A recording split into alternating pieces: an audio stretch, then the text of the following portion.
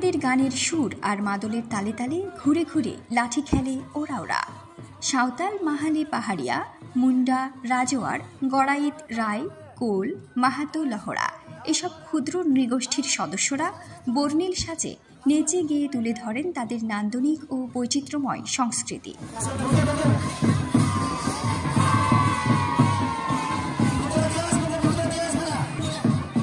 বিয়ে ও কারামগীতের সুর, দাসাই নৃত্যের ছন্দ, আম্লবান ও ঝুমুরের মাধুর্যের প্রতিযোগিতা, রং বেরঙের পোশাক আর নাচ গানে মেলা প্রাঙ্গণ হয়ে ওঠে বৈচিত্র্যের রং তুলিতে আঁকা এক জীবন্ত ক্যানভাস। রাজশাহীর গোদাগাড়ী উপজেলার ঋষিকুল ইউনিয়নের কাদমা উচ্চ বিদ্যালয় মাঠে শনিবার থেকে সোমবার পর্যন্ত টানা 3 দিন ধরে এই বৈচিত্র্যময় সাংস্কৃতিক সম্মেলন ও প্রতিযোগিতার আয়োজন করে বেসরকারি উন্নয়ন সংস্থা সিসিবিভি।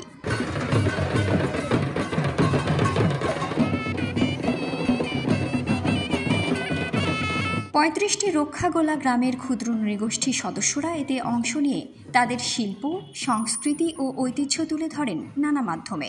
তাদের ভাষায় এটি কেবল উৎসব নয়, বরং হারিয়ে যাওয়া ভাষা, সংস্কৃতি আর ঐতিহ্য রক্ষার এক মিলন মেলা। সিসিবিভিও রক্ষাগোলা গ্রাম সমাজ সংগঠনের যে কার্যক্রম শুরু করে, রক্ষাগোলার যে কার্যক্রম শুরু করে সেটা নিজস্ব একটা গবেষণার মধ্যে দিয়ে শুরু হয় এবং এটা চারটি পর্যায়ে এটা কাজ হয়।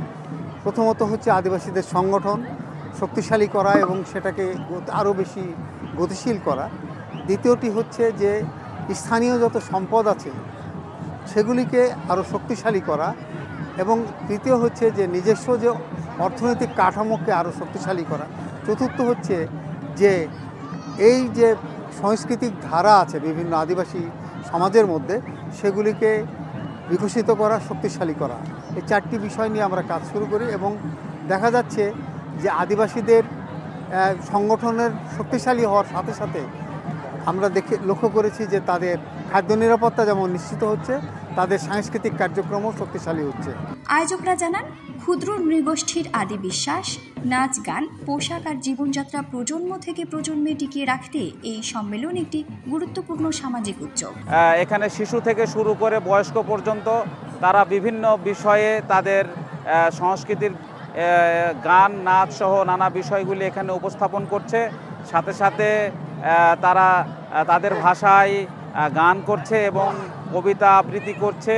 এর মধ্যে দিয়ে তাদের যে নিজস্ব ভাষা এবং সংস্কৃতির চর্চা শুরু হয়েছে, এই সমস্ত অনুষ্ঠান করার মধ্যে দিয়ে এই চর্চা আগামী দিনে অব্যাহত থাকবে এবং এর মধ্যে দিয়ে আমাদের বাংলাদেশ যে একটা বৈচিত্র্যপূর্ণ একটা দেশ, বিভিন্ন জাতি, জনগোষ্ঠী, ভাষাগোষ্ঠীরা যে আমরা মিলেমিশে একসাথে মেলবন্ধনের মধ্যে দিয়ে বাঙালি আদিবাসী আজকে বসবাস করছি, তারই একটি সুন্দর দৃষ্টান্ত এই অনুষ্ঠান স্থাপন করলো বলে আমার কাছে মনে হয়। 3 দিনের আয়োজন ঘিরে বসেছিল রঙিন মেলা, ছিল হস্তশিল্প, কৃষি ও শিকারের সরঞ্জাম, ঐতিহ্যবাহী গহনা পোশাক, ভেষজ ওষুধ আর স্থানীয় খাবারের নানা স্টল। উৎসব উপভোগ করতে আসে আশেপাশের হাজারো মানুষ।